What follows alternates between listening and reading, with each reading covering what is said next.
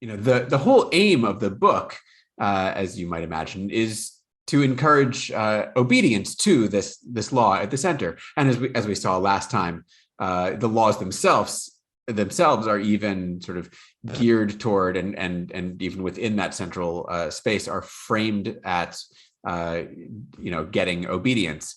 But within the sort of world of the book, it's Moses in his speeches before and after the laws that is trying to get Israel to agree to be obedient. So our question for today is, how does Moses go about accomplishing that? And to understand this, the setting of the book is actually quite important, both the setting within the world of the story and the setting in the real world of the text's composition. In the world of the story, this is Israel between wilderness and conquest. They've just gone through all the trials of the wilderness period, which we delightfully read for ourselves in the book of Numbers, with all of those hardships that, lack of food, lack of water, snakes, etc. So with hardships, but also, the trials of Israel in the wilderness include their own disobedience, as we also saw at length. So they've just gone through all of that, and they're about to enter this wonderful new land given to them by God.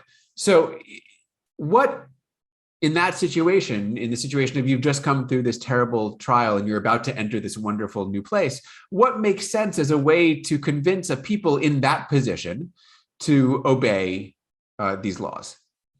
That's Moses' task in the world of the story. In the real world, of course, the book of Deuteronomy wasn't written at the edge of the promised land.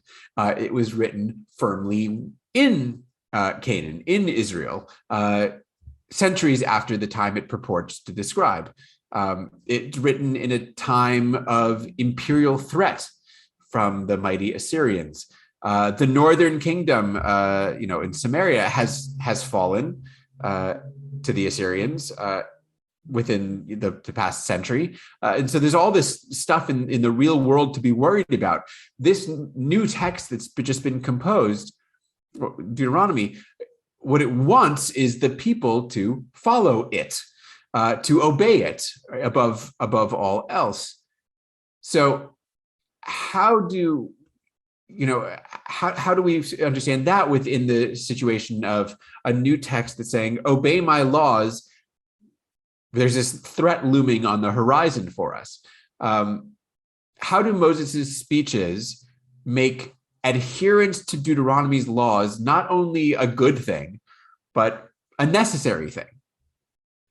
And what we're really talking about in all of this is rhetoric, right? It's the art of the argument. It's, how to structure speech so as to convince people to do a thing.